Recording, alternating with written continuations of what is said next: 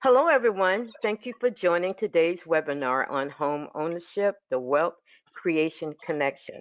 My name is Linda Williams. I am a community outreach and training manager with Consumer Action. And on behalf of the entire staff at Consumer Action, welcome. Now, are you ready for today's conversation on home ownership? I don't know about you, but I feel real good about the conversation we are about to have on building wealth, intergenerational wealth, and the role of home ownership in building wealth. Are you ready to learn more about appraisal bias and the impact that it can have on the wealth gap? Are you ready for a discussion on the home buying process, the various loan products and down payment options that are out there for consumers? But tell me this. When you think about the home buying process, you know what I mean, saving for a down payment, various loan products, VA, FHA, conventional, do you think about consulting a housing counselor? What are housing counselors and how do they help with the home buyer, owners, uh, look, existing homeowners? Does housing counseling even work? And how do you choose a housing counselor? And when it comes to free resources and tools for home buyers, do you know where to look? Did you know that there is a virtual home buyers boot camp that is available to consumers and it's free? We have three subject matter experts in the house today to discuss these topics and more. Carl Windom is here. Carl is an accredited financial counselor, a financial coach, and a consultant with Freddie Mac. Kristin Wong is here. Kristin is a financial analyst with the mortgage team at the CFPB. Jeremy Montanti is here. He is the executive director of the Housing Foundation of America. We are bringing the fire today, y'all. So break out your pen, your paper, pour that last cup of coffee, take a sip of that tea because we are about to have a training. Now, before I get into the presentations, I need to review a few housekeeping items with you and update you on what's happening at Consumer Action. This is a 90-minute webinar. You will receive a link to the PowerPoint slides used by our guest professionals, handouts, and the code to claim your AFCPE credits no later than tomorrow afternoon. So AFC professionals, look for that code tomorrow. Now, we love hearing from you. Therefore, at the end of our presentations, Consumer Actions Outreach Trainer Nelson Santiago is going to facilitate a question and answer segment. Now, this is where we get to hear from you. So if you have any questions for our guests, please use that question function to ask your questions. Now, you will receive a short survey about today's webinar at the end of the training. We value your feedback as we work diligently to improve our service to you. So if you have a comment, a suggestion, or dare I say a compliment, we would love to hear from you. So please complete the survey. Also, as a bonus for attending today, you will receive a certificate of completion. How about that? Now, before I go any further, I need to take a moment to update you on what's happening at Consumer Action. First, this webinar is presented with funding from Consumer Action Housing Information and Insurance Education Projects. Now, for those of you who are new to Consumer Action, you're probably saying, well, Linda, what do you do at Consumer Action? Well, as it states there on the screen, through education and advocacy, we fight for strong consumer rights and policies that promote fairness for all consumers, but especially for underrepresented communities nationwide. At Consumer Action, we are extremely proud of all of our work, but we're especially proud of our COVID-19 education project. Now, when you're on our website, click on that middle link, the little burgundy looking link, and you will land on our COVID-19 project page. There you will find a ton of resources in different languages that you can share with your client communities that will help them navigate the COVID-19 financial crisis that we're still very much in the middle of. We also have a library of multilingual consumer guides on housing and insurance topics. One of my favorite is the guide that's the time for an insurance checkup. This is my favorite because this guide is an excellent reminder that insurance is not a buy it and forget it product. Sometimes we just renew our insurance as it comes due, and we don't think to go over what we have or review our policy. So this guide is an excellent reminder that many events can cause your insurance needs to change. For an example, you could get a new job that requires you to drive many more miles a year, or some recently modeling on your house, or you started a home-based business. So the guide is a great reminder to make changes to your insurance policy. So when you're on our website, download a copy, share it with your clients. Another good guide is the Fair Housing Rights for those affected by the COVID-19 pandemic. This is another excellent guide that you should download and share with your clients. And it's relevant and it's free. So, and you can, when you're on our website, you can click on the link below and you can view some of our greatest hits. And those are our past webinars that are being housed on our YouTube channel. The address is there on the screen. You can click on the link and access those webinars. But when you click on that link, make sure you subscribe to our YouTube channel. It's free, and it would help us continue to bring you these free webinars. The one that I particularly like is disaster preparedness and recovery. You never know when you're going to be hit by a disaster. Now, let me go over the roadmap so you'll know where we're headed today. At Consumer Action, we believe in making learning fun. So we open up each and every training, regardless of whether it's virtual or in person, by testing your knowledge on the training topic with our most popular game, How Much Do You Know? Today, we have 4 true or false questions, and they are related to the home buying process. Following the game, as I stated earlier, I will introduce you to our guest professionals in the order that they will be presenting. The question and answer session led by Nestle Santiago will follow. I will come back, tell you how you can donate to Consumer Action, and wrap up. So let the game begin. This is how the game is played. There are 4 questions. All are either true or false. I will read the questions. You will use the poll function to answer each question. Once the poll is closed, we will take a look at the results. And I will tell you then if the statement is true or false and why. And I will give you the source that I'm using. And the winner, the person with the most correct answers, drum roll please, but he and she will walk away with the bragging rights to How Much Do You Know? Are you ready? Let's roll out that first question. Okay, here we go. Question number 1, true or false? Consumers who plan carefully for big purchases, such as owning a home, are less likely to run into financial trouble. Now, is that true or is that false? Consumers who plan carefully for big purchases, such as owning a home, are less likely to run in financial trouble. Don't overthink it. Don't overthink it. Let's close the poll and take a look at the results. Wow. 89% think that statement is true. 11% think that statement is false. Well, 89%, you are correct. The statement is true according to the CFPB's fact sheet on buying a house. The CFPB has created a step-by-step guide that can help you create a plan to buy your home. We'll hear more from Ms. Wong about the steps consumers can take to purchasing a house. And you will find a link to that guide and the materials that you would receive tomorrow. You're doing great. Let's roll out the next question.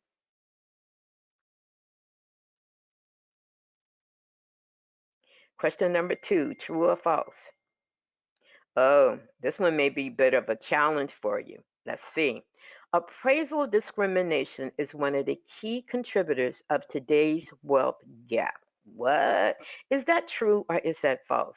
Appraisal discrimination is one of the key contributors of today's wealth gap. Don't overthink it. Okay, let's close the poll and take a look at the results. Wow, 88% of you think that that is a true statement. Only 12% think it is a false statement. Well, 12%, you are wrong. According to the January 2022 report that was released by the National Fair Housing Alliance, that is a true statement. In addition, The National Fair Housing Alliance report that appraisal discrimination violates the Fair Housing Act, which prohibits discrimination in lending. Why? Because housing value has long been the cornerstone of intergenerational wealth in the United States. The report also states that discriminatory appraisal practices have compound other inequities in the housing market and contribute to current wealth inequities.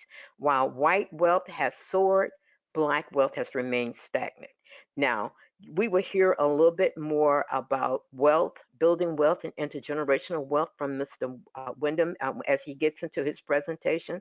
And a link to that Fair Housing Alliance report will be in the materials that you will receive tomorrow. So if you can take a look at the report and read it for yourself.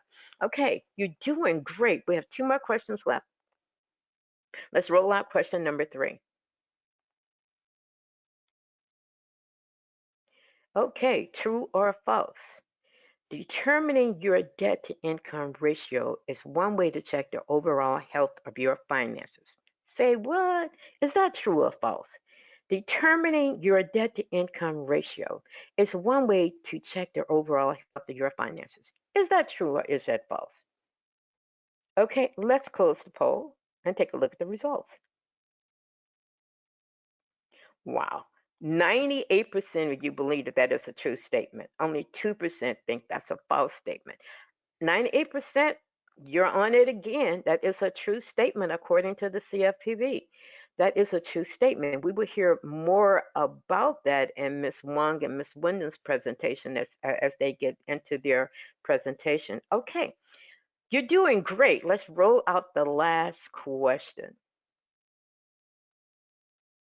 True or false? Home buyers education and counseling programs can provide timely, robust support for prospective homeowners as they examine their options and make decisions. Is that true or is that false? Home buyers education and counseling programs can provide timely, robust support for prospective homeowners as they examine their option and make decisions. Is that true or false? Okay, one more second. Everybody jump in. Okay, let's close the poll and take a look at the results. 97% of you think that is a true statement, and only 3% think that is a false statement. Well, 97%, you hit the ball out of the park again. According to HUD's Office of Policy Development and Research, that is a true statement.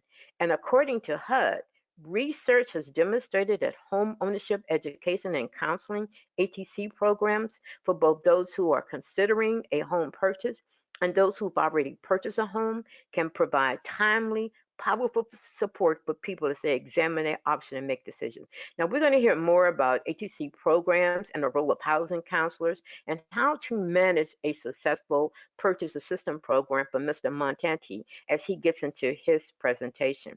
Now, thank you so much for playing the game. Now, it's a quick recap. The answers to questions 1, 2, 3, and 4 were all true. Now, let's move on to our main presentation, but first let me give you a little background on our guest professionals. Carl Windom is an accredited financial counselor and financial coach and a Freddie Mac consultant. He has over 27 years of regulatory experience working as an economic development specialist with the National Credit Union Administration. In this capacity, he routinely trained credit union industry personnel, trade organizations, and National Credit Union Administration employees on topics such as consumer compliance regulations, foreclosure prevention, financial education programs, accounting, auditing, management, balance sheet analysis, strategic planning, succession planning, marketing best practices, revenue and expense budgeting, partnership development and collaborations, and CDFI grant programs. Welcome back to Consumer Action, Mr. Windom. Now, let me give you a little background on Kristin Wong. Kristin Wong is a financial analyst on the mortgage market team at the Consumer Financial Protection Bureau. Her focus is on market monitoring, access to credit, and data analytics. She has been with the Bureau for 6 years. Prior to joining the CFPB, she was completing her master's degree at Georgetown University's McCourt School of Public Policy. Welcome, Ms. Wong. Our third speaker is Jeremy Montanti. He is the executive director for the Housing Foundation of America, Inc. Over the last 20 years, he has successfully managed multiple nonprofits organizations dealing with consumer finance, budgeting, debt management, and housing counseling. He is currently on the board for the Palm Beach County Affordable Housing Collaborative. He is recognized in South Florida Tri-County area as serving the needs of the community while actively involved with professionals as it pertains to all aspects of home ownership. Now, I'm sure you will agree with me as I introduce the three experts to you. All three are capable of discussing all aspects of home ownership for you today. So, as I turn this webinar over to Mr. Windom to start his presentation. Mr. Windom, I know you're planning to present information about wealth and intergenerational wealth and the role homeownership plays in building wealth. But could you please explain to our audience what appraisal bias is and how it can contribute to the wealth gap? You can take it away. You have control. And I'm going to turn my. Okay. Good afternoon to everyone on the call today. So what is appraisal bias? Well, we'll find that in this presentation that appraisal bias is really means is that if you're in certain zip codes or ethnic neighborhoods or neighborhoods of color, that they tend to have lower home values in general. And in general, they appraise 10 to 15% lesser than in white neighborhoods. So that's what appraisal bias is. And every single time that you have appraisal bias, you won't be able to sell your home for as much and you won't gain as much equity in the long run.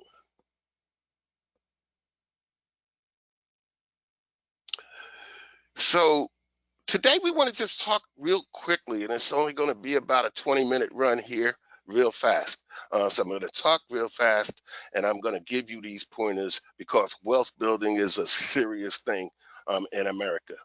And so we all know that purchasing and owning a home today is one of the biggest and most important investments you'll ever make in a lifetime. And many people know that it's achieving the American dream. Is what everyone wants to do: own their own land, own their own property. But one of the greatest benefits of home ownership is that it can be used to build intergenerational wealth. And I'm going to talk about intergenerational wealth from the standpoint of inheritances and what people leave behind and what they don't in a lot of cases. So let's talk about achieving the American dream. So today we just want to understand what the home ownership keys are, what the obstacles are, what some of the strategies should be to build wealth, and understand what's causing people really not to be able to buy a home, and look at products and services and resources that one can use to buy a home. If you already own a home, then you can utilize these same resources to manage your assets, such as refinancing. And you want to uncover ways that intergenerational wealth homeownership can be used.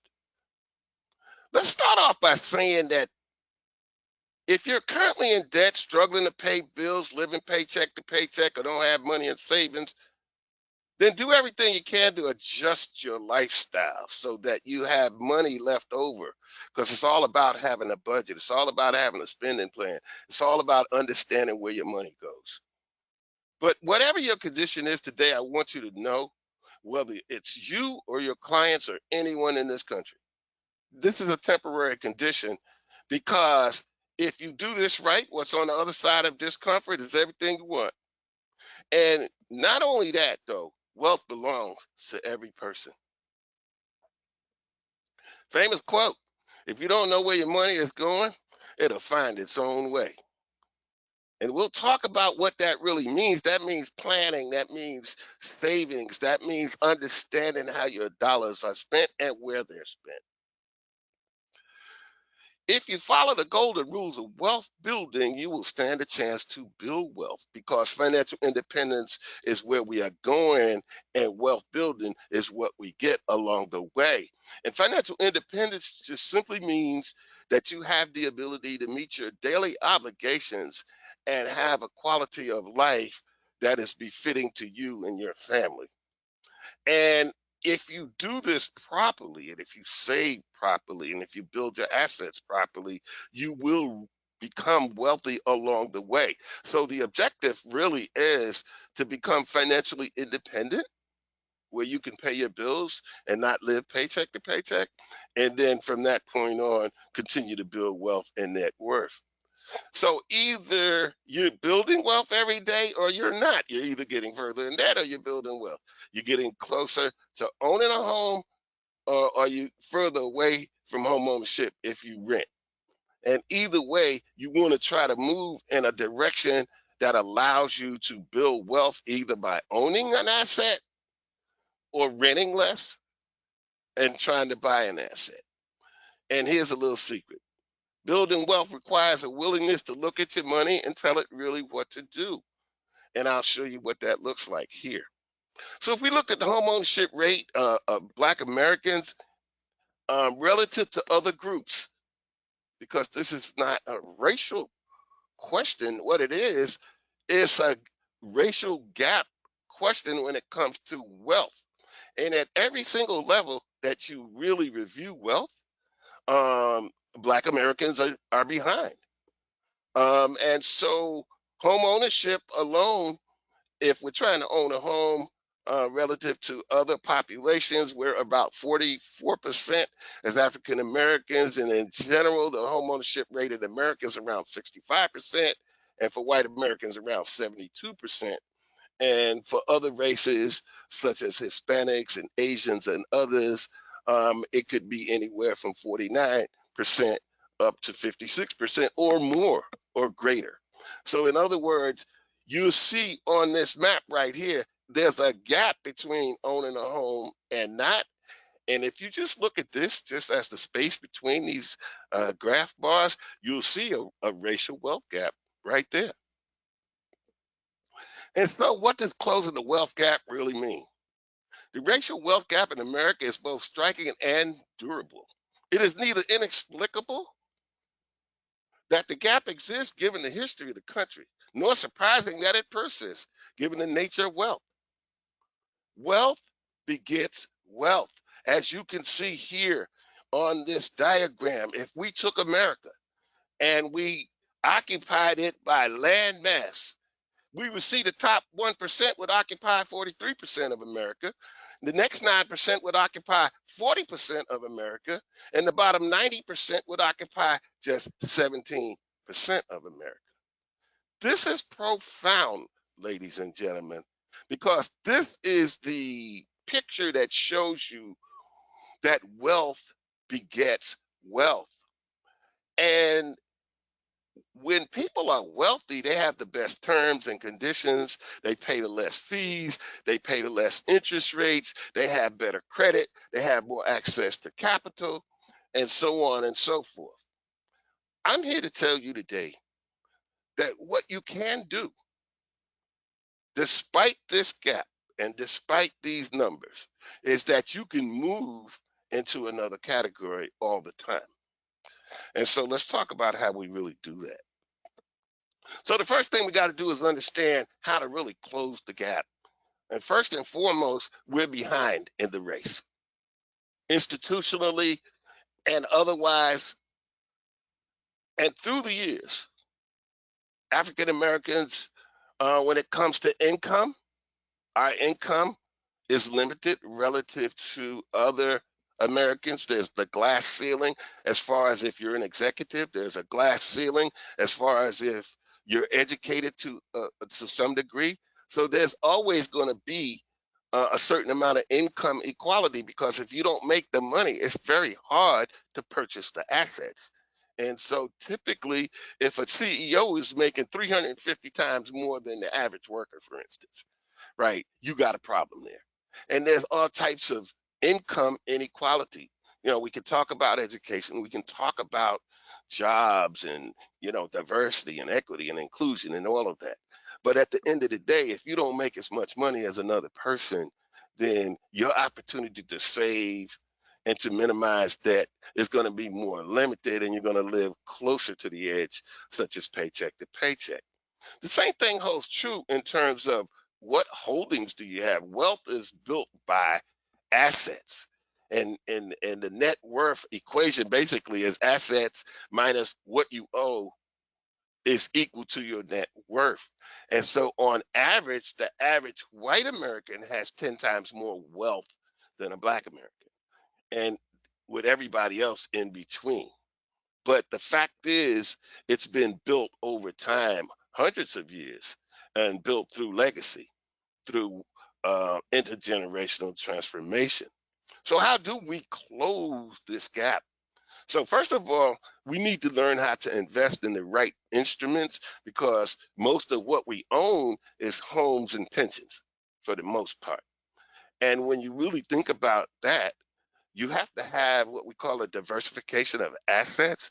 Like, you might need to own a home, and you might need to own other things of value to build up your assets. You might want to have a greater savings account, or CDs in the bank, or stocks and bonds and other types of investments. Diversification of your portfolio. If your portfolio is only dominated by two instruments, your home and your pension, then you don't have these other income producing assets that create other income streams. And we'll talk about what that looks like. On the flip side to that, there's a term that I came up with called inequitable equity. And so I spoke to this earlier when we first started out about systemic bias, whether it be redlining, and we all know where that history comes from, and that's how the Fair Housing Act got enacted. And then we talked about this earlier, appraisal bias, where our properties are 18% less, and then we already know about a lot of the issues with credit inequality and loans denied and dreams deferred.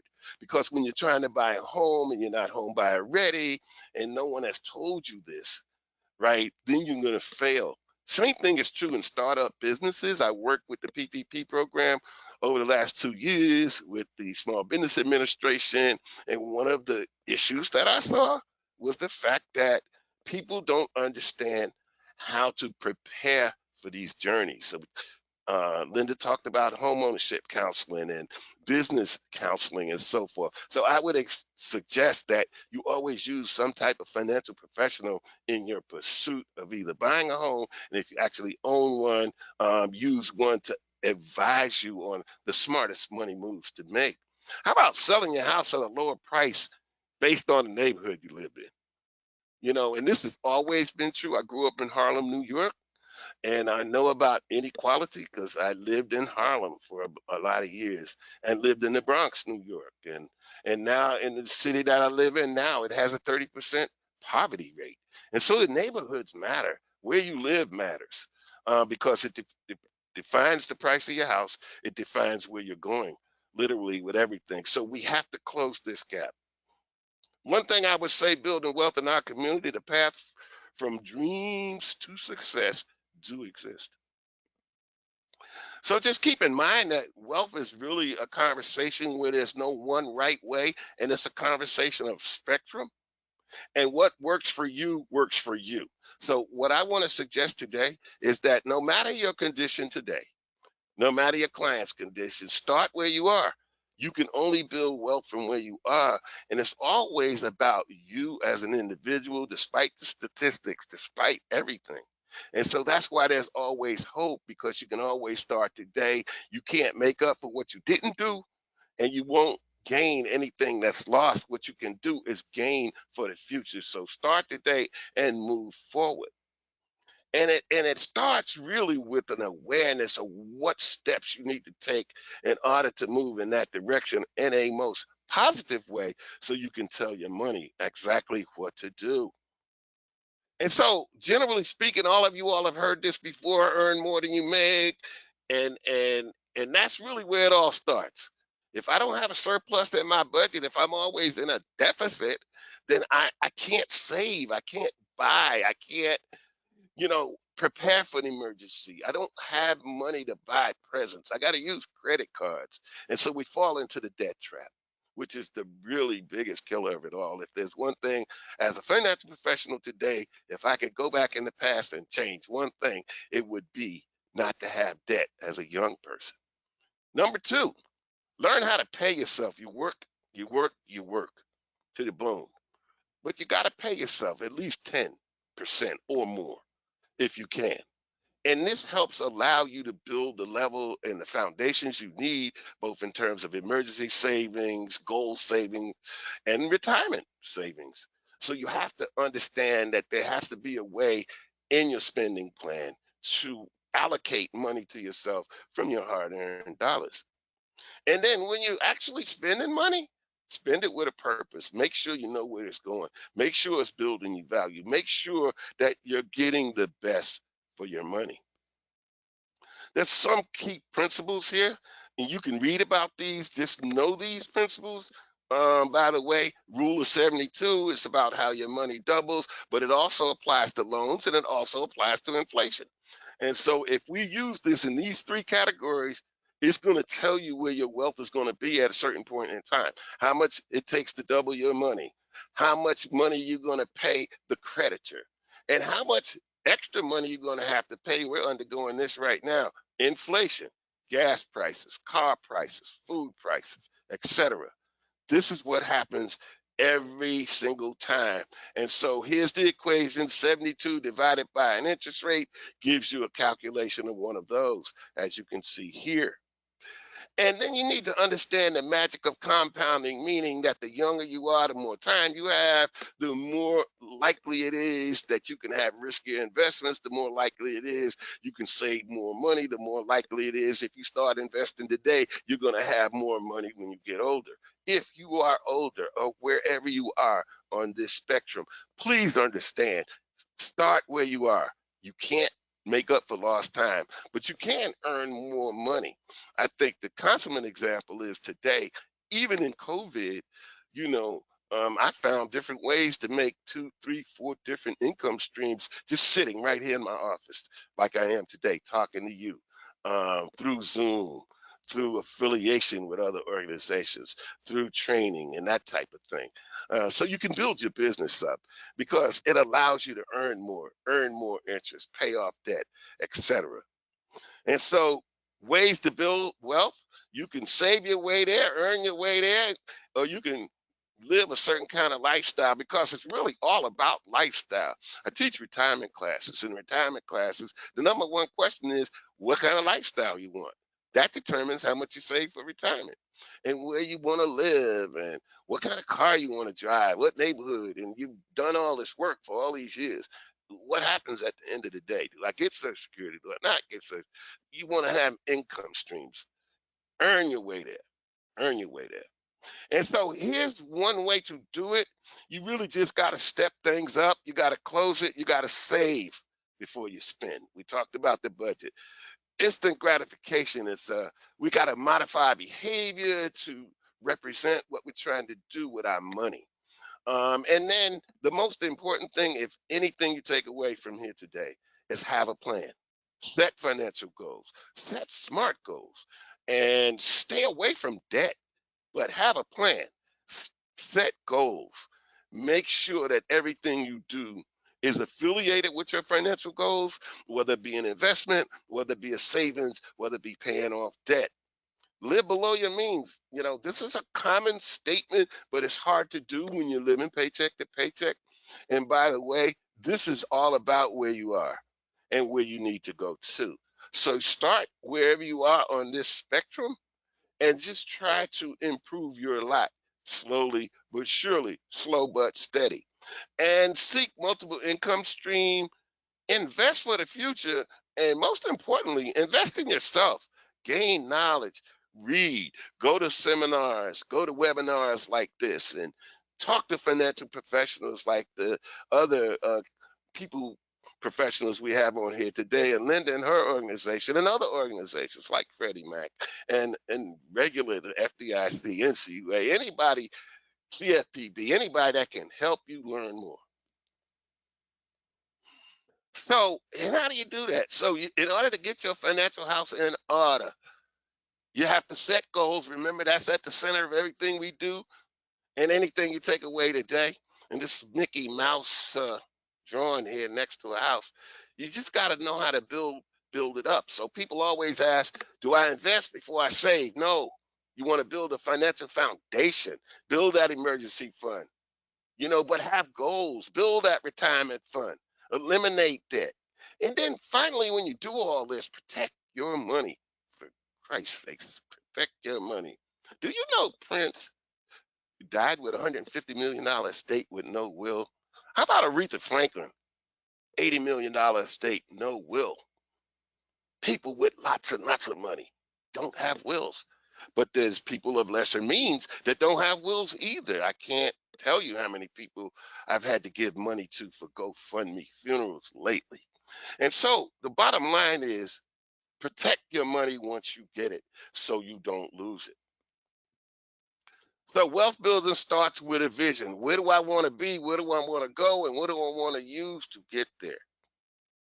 And you build wealth over time. There's no panacea. There's no magic bullet. There's nothing but hard work, dedication, and ambition.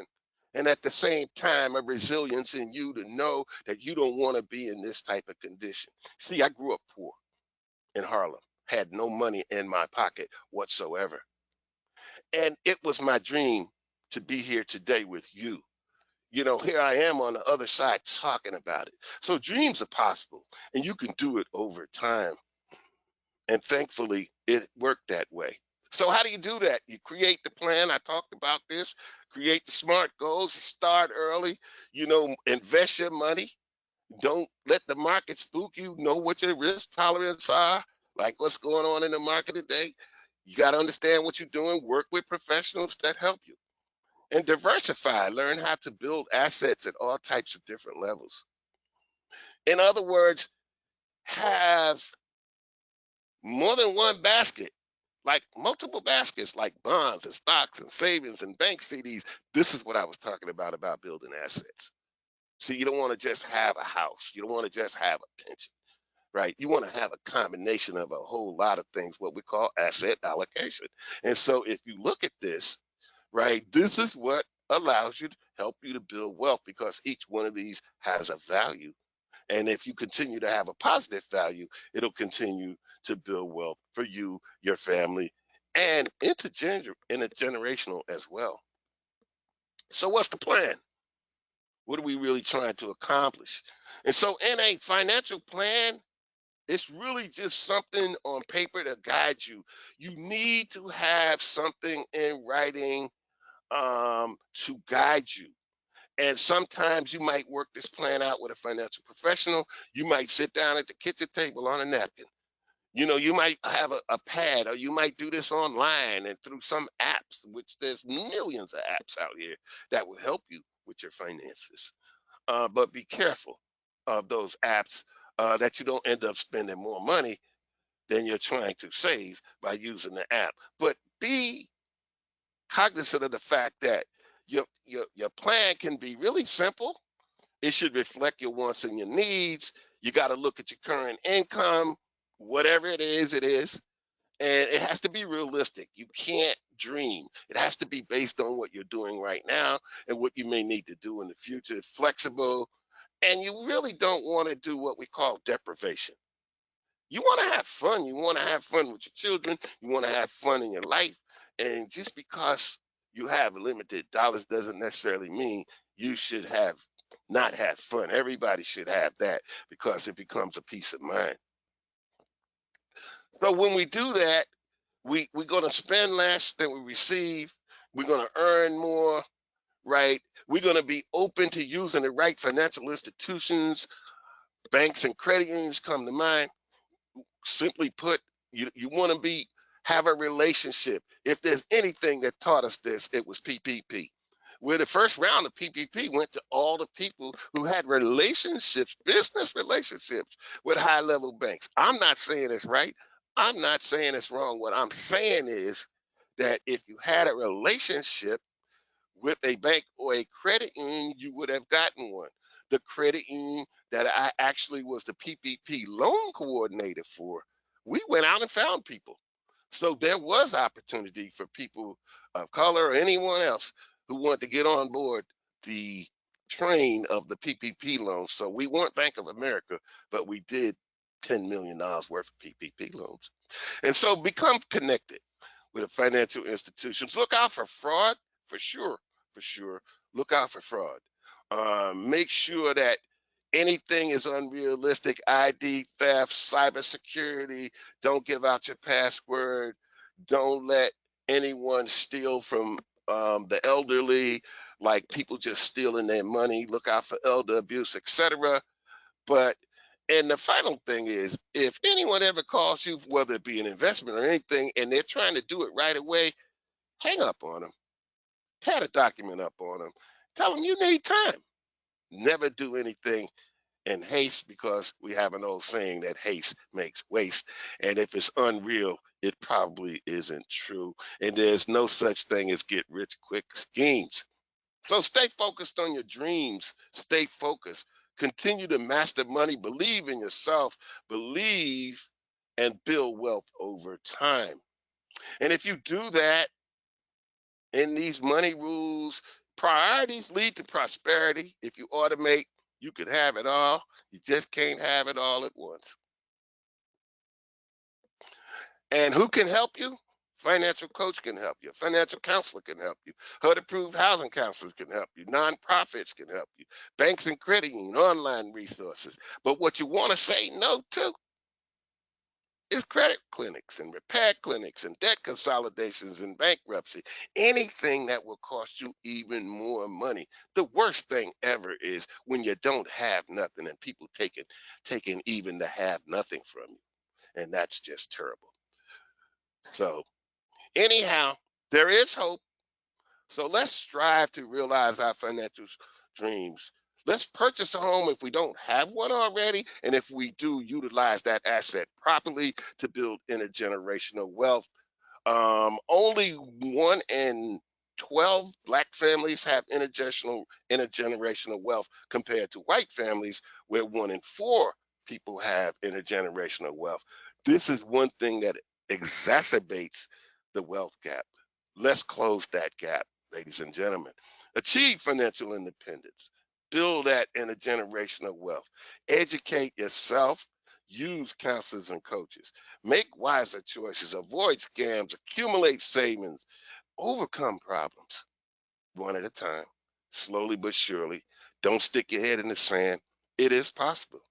And finally, set and achieve your goals. Improve the quality of your life. Improve the quality of your family's life. And with that, you can narrow the wealth gap, build intergenerational wealth, purchase the home of your dream, and achieve the American dream. Linda, back to you. Great, Mr. Windom. Thank you for all of that great information. Now let me turn the presentation over to Ms. Wong. Let me get over to her. Ms. Wong, please, can you walk us through the home buying process and provide us with information about various loans and down payment options? You should have control of the board. You can take it away. All right, thanks so much, Linda. So hi, I'm Kristin Wong. I'm from the Consumer Financial Protection Bureau, which is a federal agency that is focused on consumer finances. And oops, okay, there you go.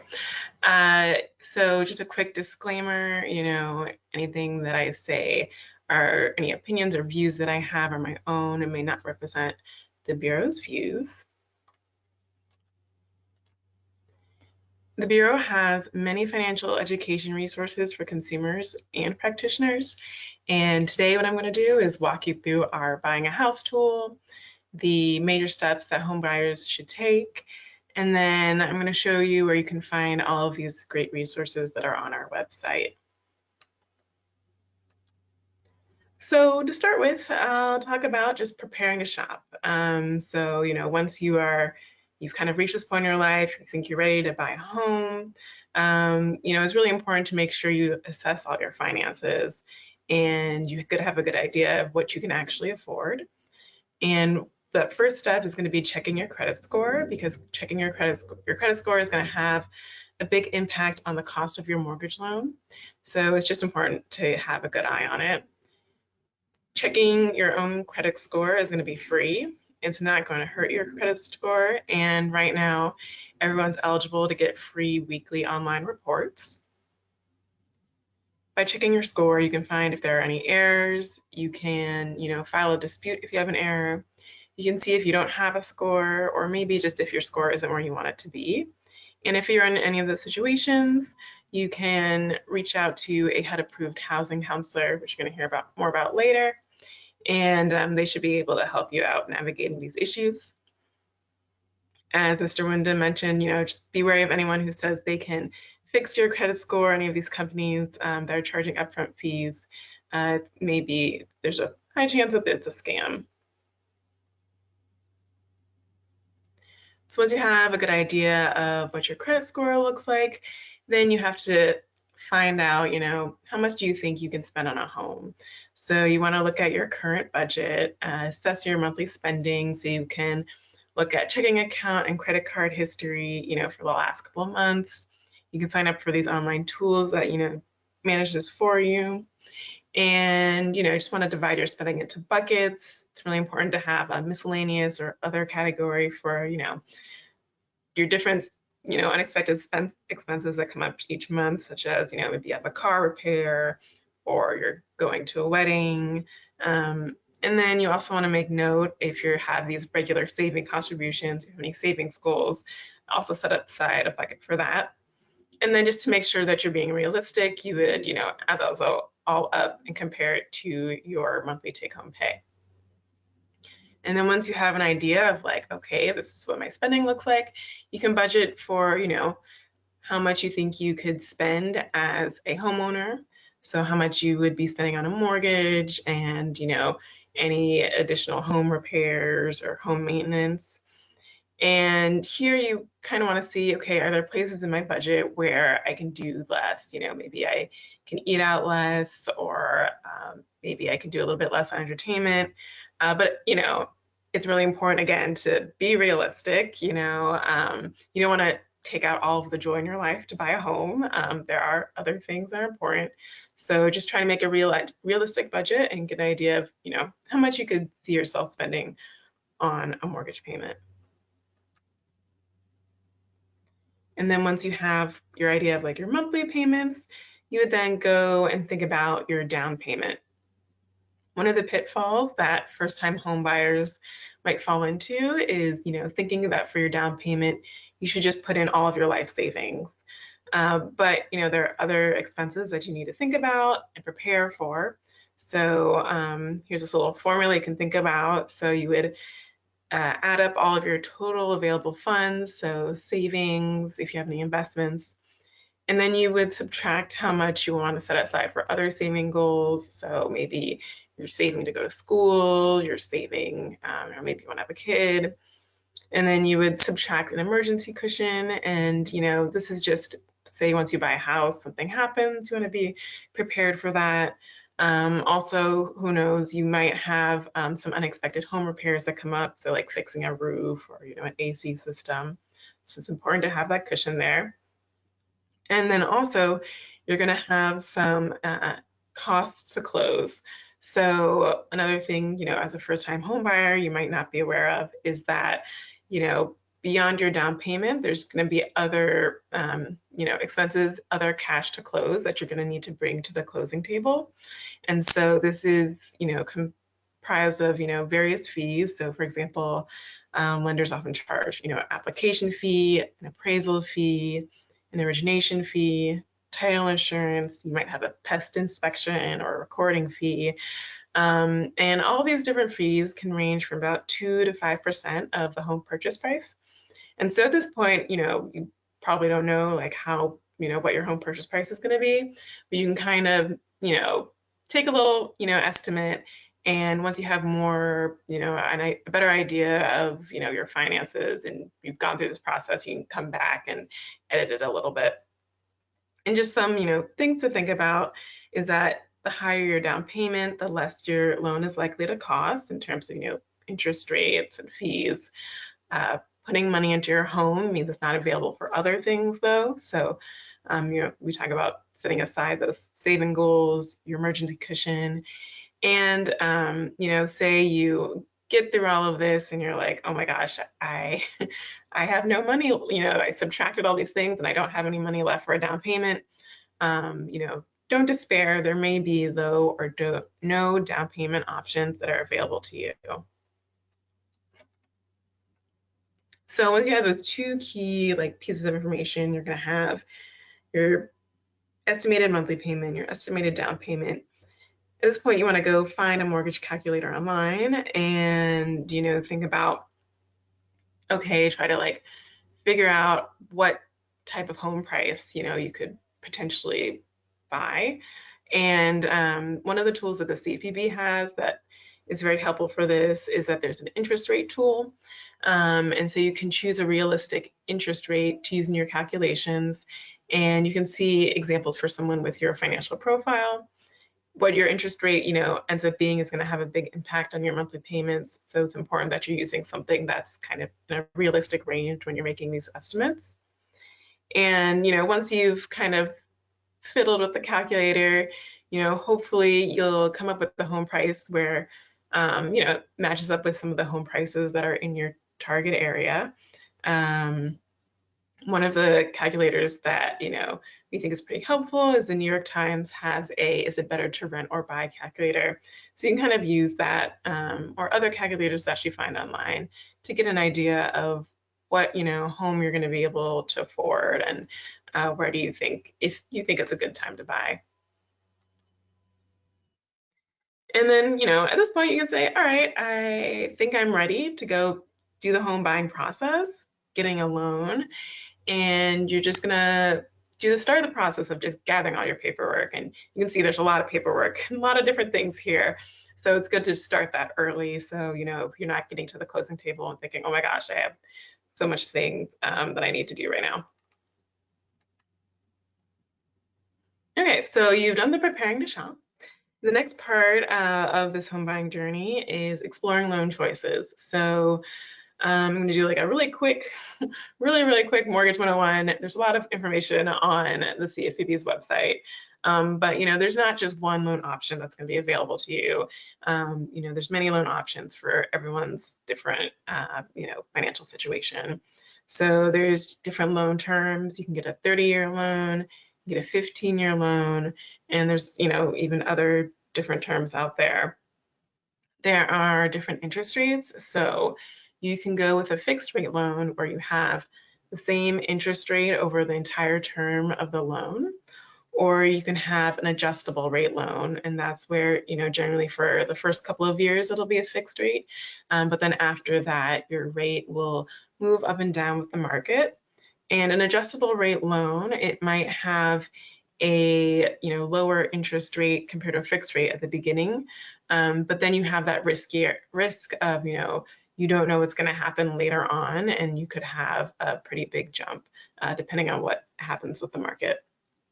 And then there are also differences of loan types. So there are government programs, and then there's also conventional loans. So conventional loans are those that are, aren't within these government programs. So I have a bunch of acronyms here that some of you may be less familiar with. But there's FHA loans, and those are really great, often for first-time home buyers. You can have a down payment as low as 3.5%. And generally, if you have a lower credit score, they often have less stringent, credit requirements. There are VA loans, and those are targeted at veterans and service members and their spouses. And these loans, they have down payment requirements as low as 0%. 6%, so no down payment. And there's also, generally less strict credit requirements. And then there's USDA loans. They also have lower down payment requirements, and those are targeted at borrowers who are in more rural areas. So, so as you can see, there are multiple loan options if you have less than a 20% down payment. Even within the conventional space, there are also programs that have, lower than 20% down payment options. So, I think you hear a lot about that's like 20% down payment is what you need, not necessarily. And additionally, there may even be local down payment assistance programs. If you generally, they may be restricted by income, but sometimes they're grants or, there's special programs that, will accept lower down payments, but each locality is going to be a little bit different. So, you're going to have to do a little bit of research on your own, or, you can talk to a housing counselor and they should be able to help you do some of this research. And then even within all of the loans, there are different costs that, different ways you can change your costs of like how much you pay and when. So if you want to lower your interest rate, you may hear about, you can pay for points to do that. And so you pay it more upfront. If you want to reduce your closing costs, you can ask to receive lender credits, but then you agree to pay a higher interest rate. And then, if you don't have a 20% down payment, you likely are going to have to pay for mortgage insurance. So these are just some of the, many loan options that are out there. And again, on our website, there's just tons of information about this. And so, once you think you kind of have a good idea of like what mortgages look like, we'd recommend then you do some mortgage shopping and contact at least 3 lenders. So, every lender is going to have different interest rates. They're going to have different fees. And so it's really important that you talk with more than one lender to make sure you're getting the best deal on your mortgage. It can really save you thousands of dollars down the line. And, with a loan officer, you're just going to kind of share what you're looking at, and they can usually give you, what type of interest rate or fees or monthly payments are going to look like for different loans. At this point, you can decide whether to allow a lender to check your credit. Generally, knowing your credit score will give you more accurate pricing information, but a lender, if they check your credit, is generally going to result in a slight dip in your credit score. Within a 45-day window, you can have multiple lenders check your credit without any additional impact on your score. So, you may want to try to time it in a way that, if you're doing a credit check, it kind of all happens in the same window. And, you can work with either a lender or a mortgage broker to get a mortgage. And a lender, they're the people who are going to like directly lending you the money. And the mortgage broker, they generally will work with, a couple of lenders. And so they can kind of find the best deal for you within those various lenders. But even if you work with a mortgage broker, it's good to, contact more than one, because, different mortgage brokers are going to work with different lenders. Some may be better than others. And then you want to get a pre-approval letter, which is basically just a document from a lender saying, we're tentatively willing to lend to you up to a certain amount. Sellers are generally going to require one before even accepting an offer, so this is why you'll need one. For the pre-approval letters, lenders are going to typically check your credit here. This is a place where, they will need to do this. And the letter may have a expiration date on it. So this is another time kind of where you're kind of have to think a little bit about timing. Generally, people are going to do it, right before they go house hunting. And, if you do find that you get declined for a pre-approval, again, and I'll say, a HUD-approved housing counselor is a good way to go. The CFPB, we have a little tool that can help you find one. And getting a pre-approval doesn't commit you to using that lender. So, you're talking to multiple lenders, you can just get a pre-approval from one and then, come back later when you actually want to get a loan and, decide who's best for you. And then go find your new home. Unfortunately, I don't have a ton of advice here other than, have, fun doing your house hunting and, hopefully you can find your dream home. All right, so assuming that, you've made it through all that whole process, you're able to get an offer on a home, then it comes to the point of just, solidifying which loan you want to get.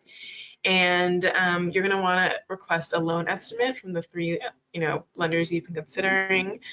You won't need any documentation at that point, just the 6 key pieces of information.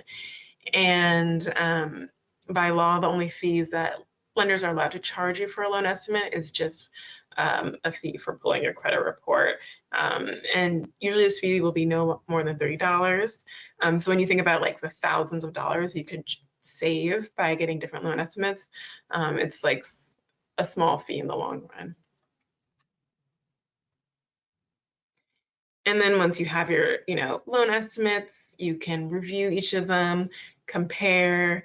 If there are any errors in the loan estimate, it's really important to get those fixed because they may, affect your rate and cost later, even if it's super minor. You can check if your interest rate is locked, and that just means that, between getting the estimate and closing, your interest rate is not going to change as long as there's no changes to your application. And yeah, so then you just kind of like do your comparisons.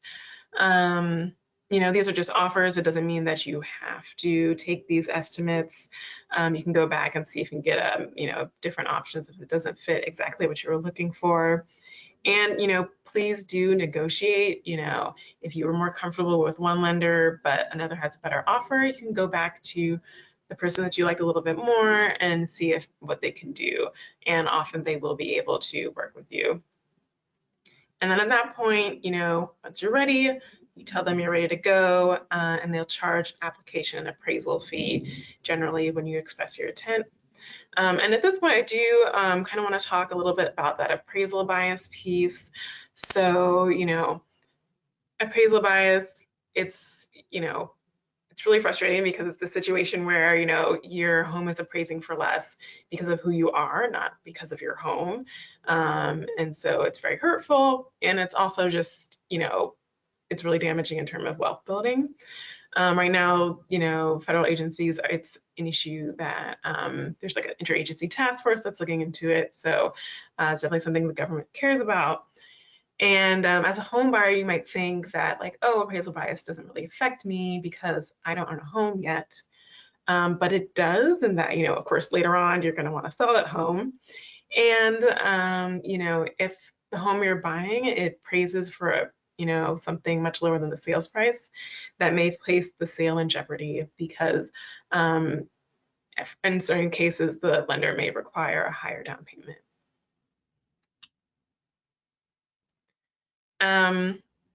So yeah, so once you've made this offer, you're going to be working with the lender just to get all your documents in check.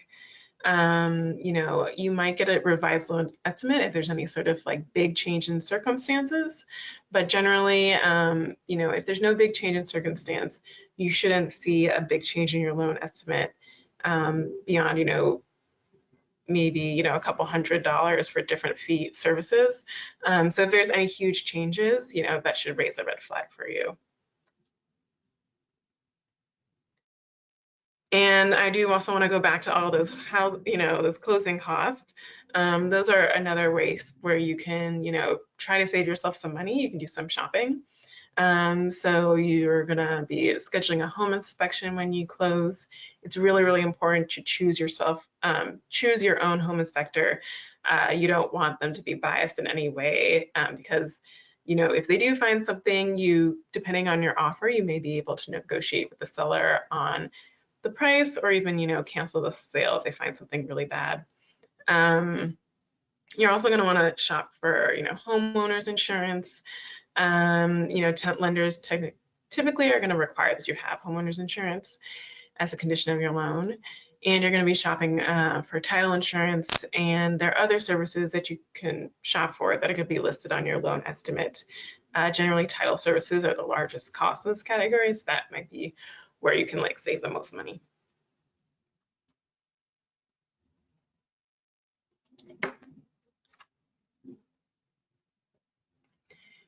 So before you close, by law, you're going to receive a closing disclosure 3 days prior to closing. And basically here you can just check to make sure it like more or less matches the loan estimate. As I mentioned before, it's not uncommon for, some of the individual closing costs to have changed by small amounts. But, again, any big estimates, big changes, you might want to kind of review to make sure nothing weird happened. And at this point, yeah, you just kind of make sure everything looks good and you get ready to close the deal. A really important thing, though, to flag is just that during the closing process, there's been this scam that comes up with wire fraud. And basically what happens is, you're going to be wiring over, this huge sum of money in terms of like your down payment and closing costs. And it's really important that it's going to the right person, because scammers will say, hey, at the last minute, there's been some changes in your wiring information, instructions, you should actually send it here. And just really beware if you have any sort of last minute changes. Make sure you have 2 trusted individuals, like a realtor or a settlement agent, where you can confirm the closing process, the instructions. And if you see any sort of change instructions, you can go back to them and just confirm that everything is okay. And if, unfortunately you are a victim of a scam, just make sure you contact the bank or wire transfer company immediately, because you might be able to get some of that money back. And so that's generally a very quick rundown of, how the housing home purchase process works. Another thing that I wanted to highlight about the CFPB is that we have a complaint function. And so if you're having an issue with a financial product or service, or, with a mortgage lender, say, we'd first recommend is that you reach out directly to them and see if you can resolve the issue that way. But if you're not, you can submit a complaint, and the CFPB, we're not, going to fight for you, but we are going to make sure that, you are able to get a response.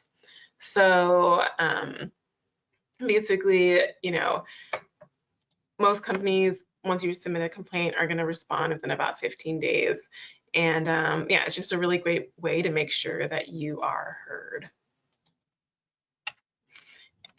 And finally, we have all these home buying resources on the CFPB's website. So, Consumer Action will share these links with you, these resources with you later. But we have our Buying a House homepage, and that's where you're going to find all the information I just shared today. We have a home loan toolkit, which is a PDF. So if people kind of want to work through a workbook, you can use that. And then we have a 2-week Get Home Buyer Ready bootcamp. Basically, you submit your email and you're going to receive emails throughout over a course of 2 weeks that kind of take you through all of these steps, all this information at a more leisurely pace. So you don't have to just like sit down for a bunch of hours and kind of go through all this information. But it's going to really make sure you're going through all these processes and you're know all the information you need to know. And then, we have these 2 tools. We have a finding housing counselor tool, which will help you find a HUD approved housing counselor. And then we have our complaint form where you can submit a complaint. So with that, I'm done for now, and I'll pass it back to Linda. Thank you, Ms. Wong. Thank you for that great overview of the house home buying process. Now, to learn more about the role of housing counselors and how to manage a successful purchase assistance program, let me turn to Mr. Montanti. Mr. Montanti, you should have control. You do. You have control of the screen. You can take it away. Thank you. Thank you very much for inviting me to represent Housing Foundation of America. And we're going to talk about managing a successful purchase assistance program.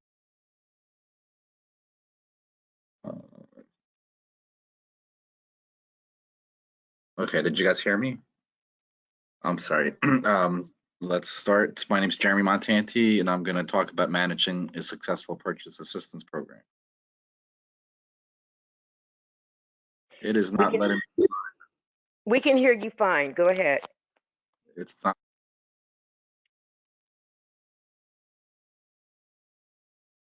There we go. Okay, a little bit about us. We began in 2005. This is our vision statement. We want to achieve affordable, sustainable homeownership through financial education, one generation at a time. Our classes are always full. In order to manage a successful program, you got to have the company have credibility, correct?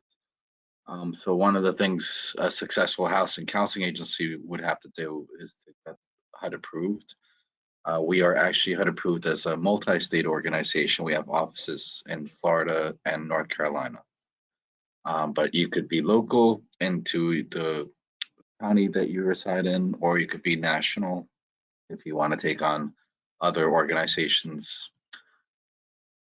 When you achieve the HUD approval and you go through the required HUD testing and you get continuing education through NeighborWorks or other training organizations, they came up with the best practices that organizations should try to adopt. And that is the National Industry Standards for Homeownership Education and Counseling.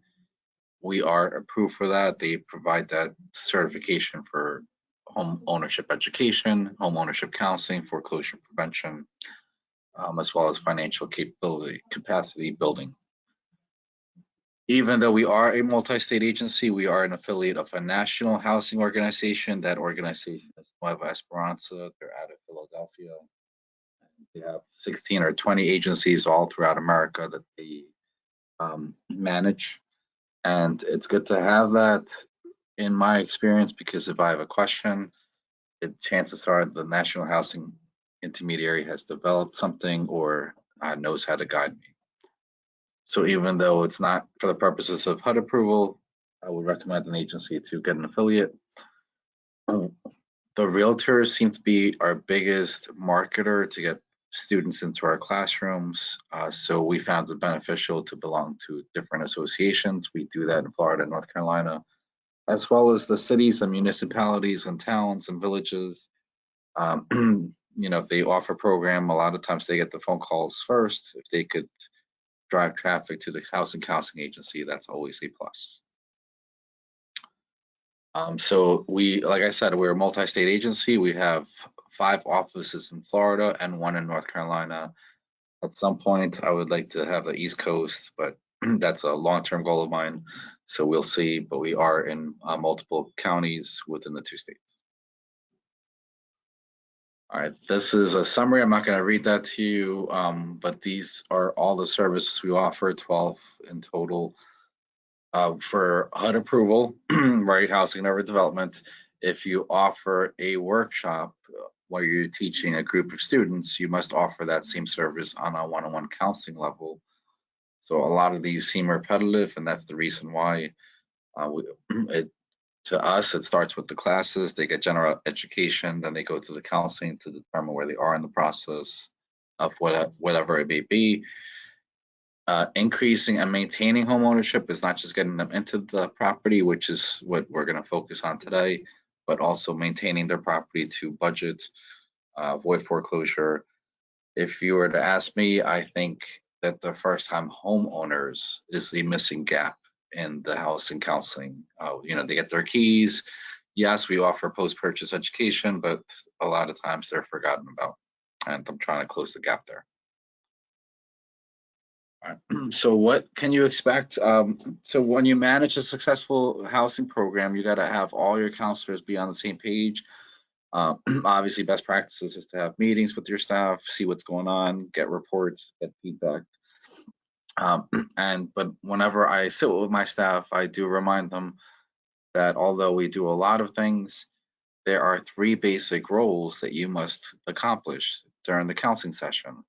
One is you're going to have to review the client's budget.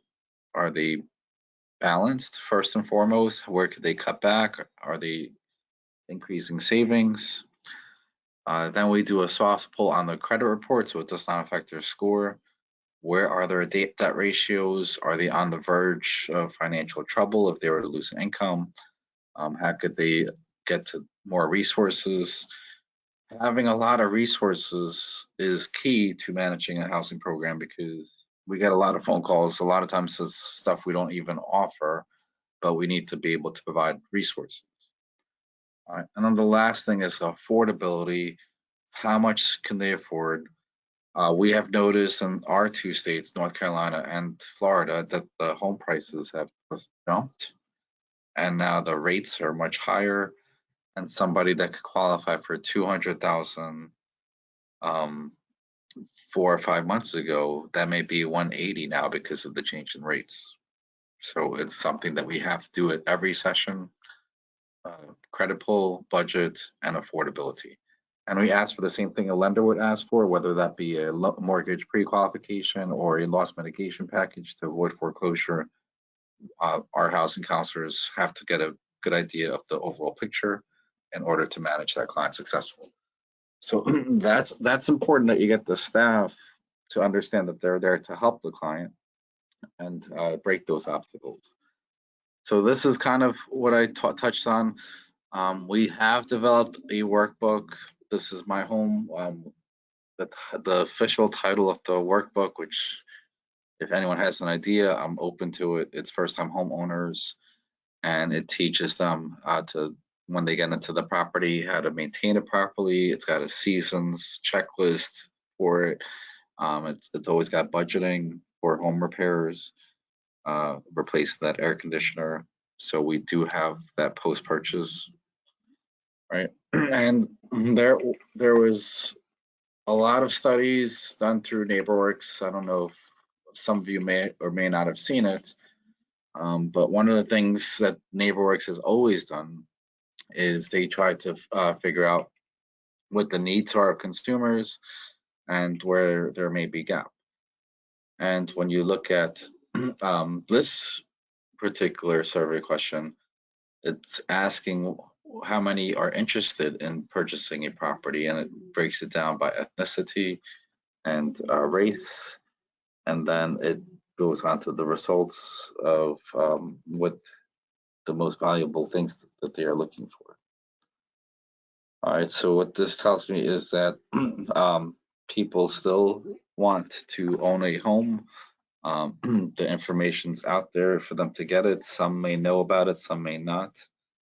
But they do want stability. That's still the American dream.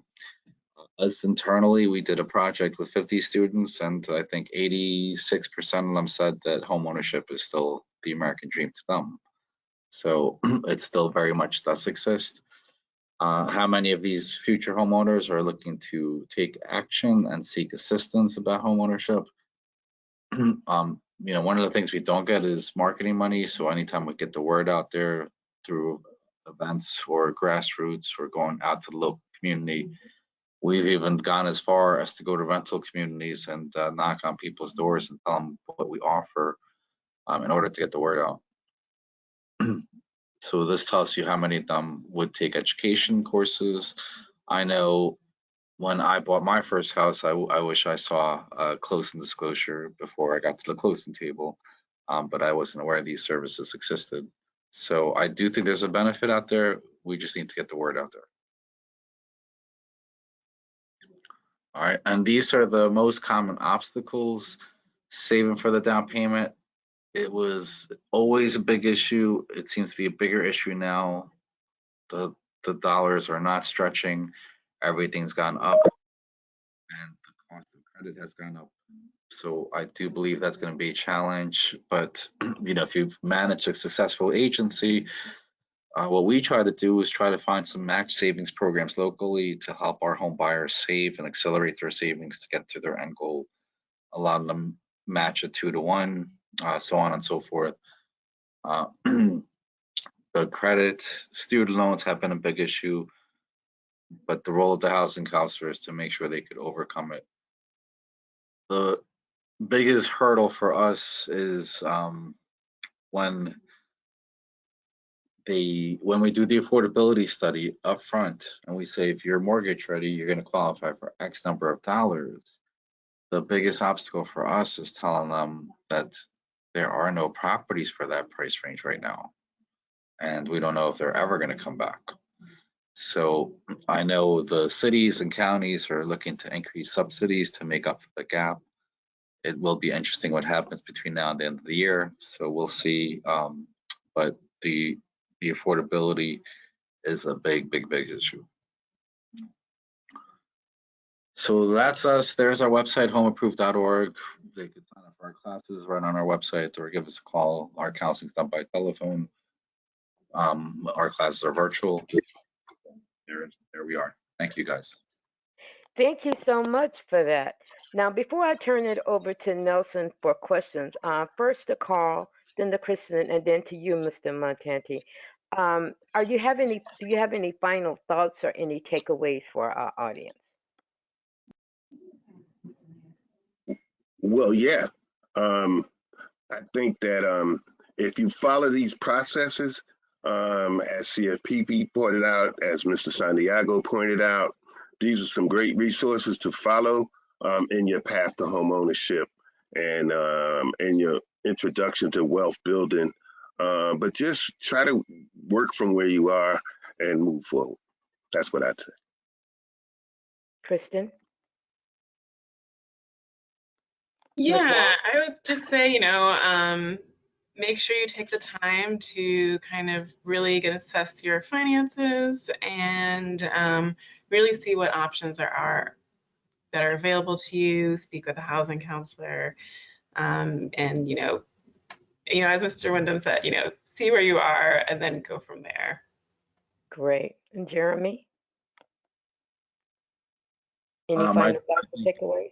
Yes, I thought it was a great presentation. I think all three organizations really care about consumers and helping them achieve home ownership. And if the audience benefited, that's a plus. Thank you. Great. Thank you to all of our professionals. Thank you so much for taking the time out of your day. Nelson, do you have questions for our audience? Yes, we do have questions. From the audience. Yes. So first question, and you, all the speakers can respond if they have something to add to the answers. We have a question about whether, especially now that maybe a single family home or one houses are so expensive, should people consider maybe a duplex or a threeplex or even a fourplex? Does that make it somehow more affordable? Does the potential income count when you get qualified for a loan? And are the different loans we talked about, are those available to people who maybe want to get a duplex or a threeplex?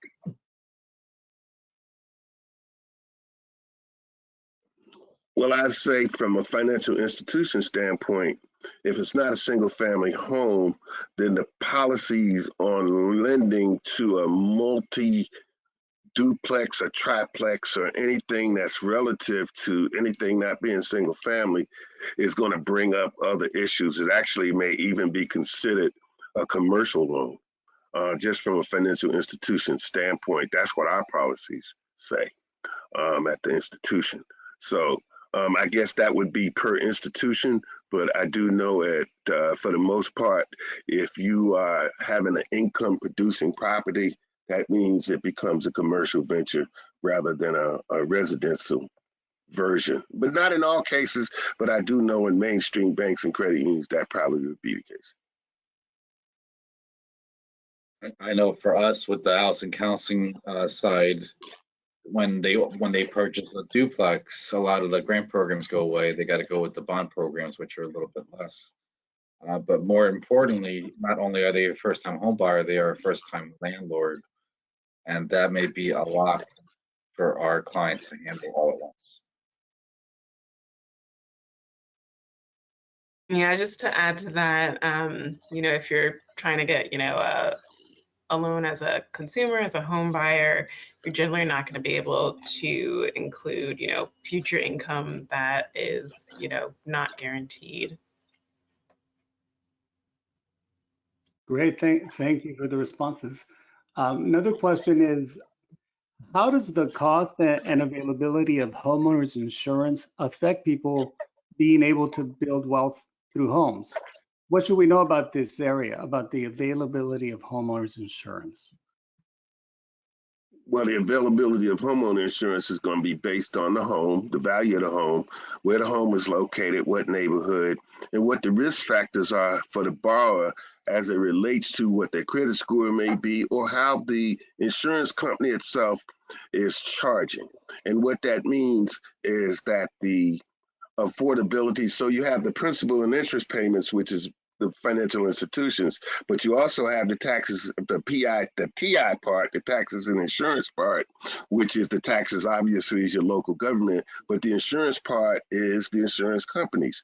And it may make the payment a little bit higher.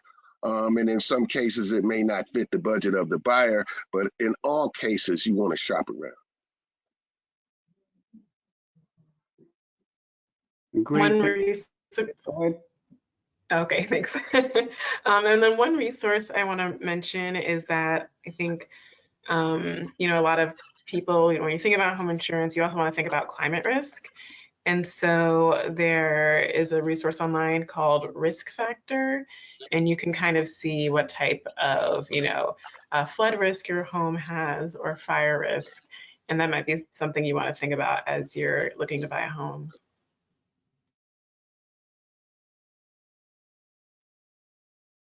Great, thank you. And then a couple of people chimed in regarding that last question about, you know, whether you could possibly get a duplex and get a loan for it. One of the comments was that residential guidelines do allow for 1 to 4 family, and that also classes are available to train somebody as a landlord. It does change things, but it's still a possible alternative. And a couple of people chimed in about that. So just something, I guess, to explore. Yes, and I do want to let you guys know that we offer the first home landlord course as well. Excellent, thank you. And then another question here, moving on to another question. Regarding the appraisal discrimination, someone says the appraisal discrimination issue. Who will enforce the Fair Housing Act when appraisal discrimination occurs via appraisal fraud is the question. Isn't it a crime to falsify an appraisal, and how should it be addressed? That's a layered question because there's different aspects of it because you're talking about the realtors or the appraisal association. You're talking about enforcement, which could either be the state attorney general, it could be HUD, it could be the Justice Department. So you really got to look to see what venue that particular situation is in to determine who you would complain to and how that would be addressed.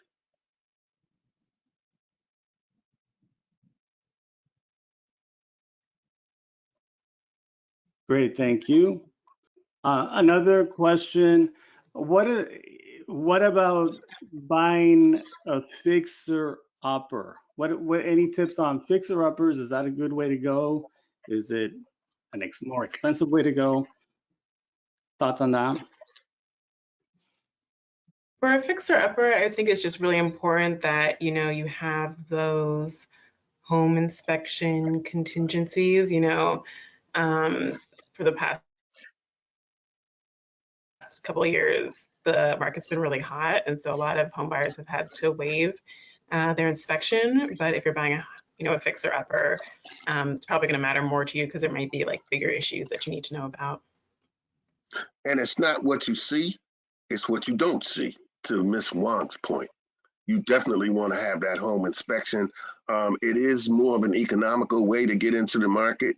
But if you follow all the standard procedures of buying a home as outlined there, you should be able to protect yourself because one of the things you're going to do is have a home inspections and just make sure you understand everything that's broken and needs to be fixed, or whether it be cosmetic or otherwise.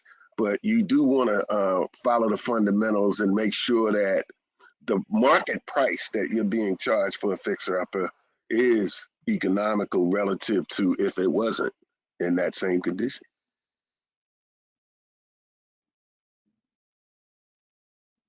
Great, thank you. And then we do have a question here.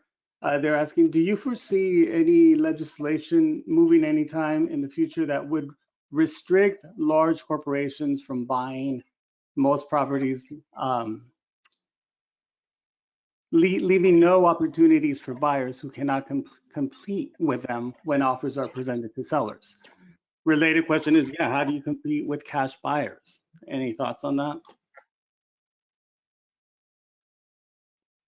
Well, I would hope the CFPB would chime in on that, but I would say that that there are communities and individual municipalities that are talking about relief from those types of things, particularly in the Charlotte area.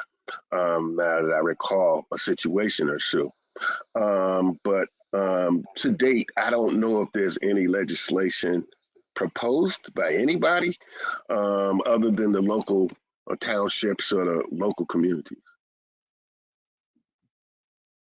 Yeah, unfortunately, I'm not aware of any federal legislation that's proposed right now. I'm not aware of it either. And someone is suggesting that a real estate professional that understands the mortgage and appraisal process should know how to protest or dispute the appraisal you believe is incorrect. They're with NAREB, N-A-R-E-B, to say that their reps, for example, can help fight that value. And then, of course, there's always contacting an attorney. We always recommend seeking legal advice on it's in many situations.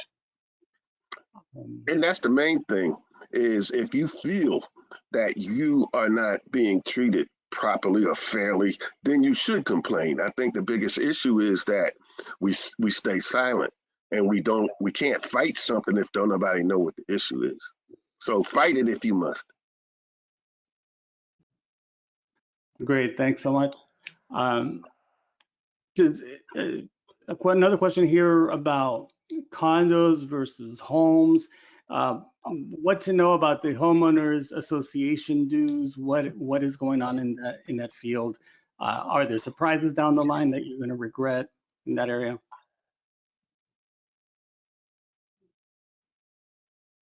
There could be, based on the contracts that you sign. So when you go into a homeowners association situation, make sure you look at the bylaws and you understand the homeownership association, what their rules are, what their costs are, what they're paying for, etc. And that way you know you want to be engaged if you're in a condo or a townhome or anybody that has homeowners association, because it becomes another cost factor. Case in point was the house, the building that fell in Miami recently, where everybody owned part of the building. They were part of the co-op and they didn't fix everything, simply because they didn't want to spend the money. And I think that's just a great thing to point out, because as you're going through the home buying process, you don't want to just think about, that's like one of the additional things that you're going to need to think about as to, whether you can afford a home or not. I know in our markets, we have a ton of condos that don't have enough reserves, so they're unwarrantable, and that restricts our home buyers from where they can purchase. Great, thank you. And I think it was Jeremy who mentioned earlier about finding match savings programs. Do you have any resources for that? Any national resources that? We have noticed that a lot of them are administered by the United Way or the YMCA. So that would be the first place I would look in your local county. And other nonprofits in other counties and cities and states, I would suggest that everybody, wherever you're located geographically, that you get to understand the nonprofits who actually have IDA programs or individual development programs. I know in the city of Atlanta, they have them. They have them in our home affordability programs in terms of layered financing, etc. So wherever you are, look at the local governments, look at the HUD approved housing counseling agencies, because any number of organizations could have IDAs or individual development programs or accounts. Great, thank you. A couple more points regarding condo, et cetera. Someone's just a tip about also looking into whether the association has adequate reserves, whether they're financially sound. trying to investigate that. Just a tip here. And then somebody's asking about co-op versus condo. What is the actual difference? Do you, or maybe it varies around the country? Anyone have information on that?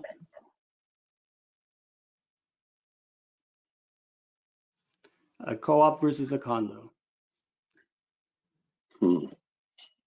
And if you don't have anything immediate, feel free to send any resources today, and we will get them to the participants tomorrow. Somebody did ask, and I think it was the CFPB mentioned a couple of websites during this Q&A. If you're able to send us any of the websites you mentioned during the Q&A, we can add them to a resource sheet tomorrow, because people are asking for the websites to be repeated. Yes, I can send, I think I mentioned risk factor, which I can send that link to Consumer Action. Another question here, are there solutions for seniors that have made bad deals when it comes to bankruptcies that included a mortgage payment? I'm not aware of any. If it's been 3 years, you can get a mortgage FHA, and that includes the reverse. I'm sorry, can you repeat that, Jeremy? If it's been 3 years since bankruptcy, they could get an FHA mortgage, Federal Housing Administration, and that would include the FHA reverse mortgage loan if they're 62 or older and have assets. Gotcha. Okay. Great, thank you. And someone's just adding here, co-ops are a collective ownership where the condo has a common area ownership. And I'm sure there's a lot more to learn about that. Linda, at this point, we are at time here. I'm going to turn it back to you to wrap it up. Thank you so much. And thank you to the speakers. Great, Thank you. Nelson. Great, Nelson. Thank you. And you tell the person with the HOA question to give me a call, and I give them an earful about HOAs. Special thanks to our speakers, to Carl, Kristin, and Jeremy. Thank you for taking the time out of your day to be here with us and for hanging in there, answering those questions. We appreciate you. Again, this webinar is presented with funding from Consumer Action, Housing Information and Insurance Education Products. And you can find all the materials at the link at the bottom of the page. Now, as I stated earlier, you should receive a link to today's recording no later than tomorrow afternoon. When you receive the link, please subscribe to our YouTube channel. It's free, and it would help us continue to bring you these fantastic webinars. And today's webinar was totally awesome, and I think you have to agree with me. Please join me in giving our speakers some love. This was great. Now, let's do this again. I want you to meet me here on August the 30th so that we can discuss smartphone warranties and consumers' right to repair. It's going to be a blast. Also, if you are interested in supporting some consumer action, you can do so by sending a check online. You can pay online by credit card or PayPal. Don't do no check online now, but you can pay online or by credit card, or you can mail a check to Consumer Action Attention Membership Giving, 57 Post Street, Suite 11, San Francisco, California. You know what they say, all good things must come to an end, and we're at the end of the webinar. We hope that you've learned and enjoyed this virtual event. Let me know if you did. Please complete the short survey before we sign off, and a special thanks to our excellent speakers. See you here on August the 30th. Goodbye now.